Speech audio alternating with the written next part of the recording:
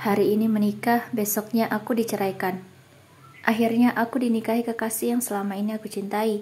Kami sangat bahagia dan keluarga juga bahagia. Semua berjalan lancar acara ijab kabul hari ini.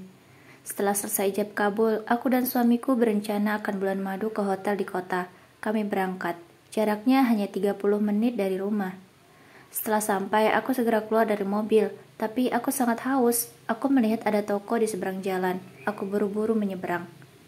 Aku tidak memperhatikan ada mobil kencang dari arah kanan. Ya, kecelakaan itu terjadi. Aku tertabrak dan kritis. Di hari pernikahanku, hari itu juga yang merubah hidupku menjadi memprihatinkan. Aku mengalami benturan yang cukup kuat, sehingga aku harus kehilangan rahimku. Rahimku rusak dan harus diangkat. Selamanya aku tidak bisa mengandung.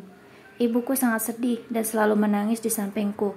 Tiba-tiba, aku mendengar suara suamiku. Dia bicara pada ibu. Dia menceraikan aku karena kondisiku tidak bisa memberi keturunan. Aku mendengar dia menangis dan berat melepasku, tapi dia ingin membahagiakan ibunya. Aku mendengar semuanya, tapi aku berpura-pura belum sadar. Aku hanya bisa diam dan menangis di dalam hati. Setelah kondisiku pulih, aku sudah bisa keluar dari rumah sakit. Aku belajar mengikhlaskan semua yang terjadi denganku. Aku yakin Allah punya rencana terbaik yang jauh lebih baik dari rencanaku sendiri. Aku ikhlas dan akan tetap melanjutkan hidupku. Aku berusaha mencari kerja, karena sebelumnya aku resign karena mau menikah. Setelah mencari kesana kemari, akhirnya aku dapat. Aku diterima menjadi guru SD. Bertahun-tahun kemudian, aku pun masih sendiri, karena orang tua mana yang mau menikahkan anaknya dengan wanita sepertiku yang tidak bisa memberi keturunan. Lalu tiba-tiba, tanpa ada kabar, orang yang dulu lamarannya aku tolak datang menemuiku. Dulu dia aku tolak karena aku hanya cinta dengan calon suamiku waktu itu. Tentu sebelum dia berharap lebih, aku jujur padanya tentang kondisiku. Kata dia bisa menerima kondisiku. Aku pun bertanya, bagaimana dengan keluargamu? Dia terdiam dan meminta waktu untuk membicarakan hal ini pada keluarganya. Aku akan tunggu sampai 1 minggu. Kalau dia kembali berarti dia jodohku. Tapi sampai 1 minggu lebih dia tidak kembali. Aku sudah tahu jawabannya, karena orang tua pasti tidak rela anaknya menikah denganku.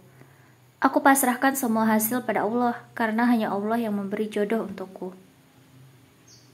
Di hari ke-13 dia datang. Dia tetap akan menikahiku, tapi keluarganya belum setuju. Dia berpikir lama-kelamaan keluarganya akan setuju, jadi dia berani untuk menikahiku.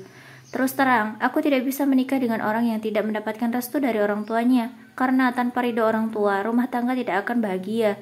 Aku menolaknya lagi. Aku suruh dia cari wanita lain yang jauh lebih baik dariku. Tidak sengaja aku bertemu lagi dengan mantan suamiku. Kebetulan anaknya adalah murid favoritku. Anak itu pintar, lucu, dan baik hati. Aku sangat dekat, bahkan sudah kuanggap anak sendiri. Entah mengapa hatiku rasanya bahagia sekali. Apa mungkin aku masih mencintai dia? Kami pun saling mengobrol. Aku tahu dia duda. Anaknya sudah banyak cerita denganku. Istrinya meninggal karena kecelakaan bersamanya 1 tahun lalu. Awalnya aku tidak tahu kalau anak yang selama ini dekat denganku adalah anak mantan suamiku. Mantan suamiku bercerita kalau dia terkena karma sekarang. Dia juga kehilangan kemampuan untuk membuahi akibat dari kecelakaan itu. Dia menyesal sudah menceraikan aku. Putri kecilnya meminta aku untuk menikah dengan ayahnya karena dia ingin punya ibu lagi. Mantan suamiku juga ingin kembali padaku. Jujur, aku memang masih mencintai dia. Akhirnya aku memutuskan untuk setuju dan menikah lagi dengannya. Jadi ini jawaban dari semua ujian dan cobaan yang aku alami selama ini. Sungguh indah ending yang Engkau berikan ya Allah. Terima kasih.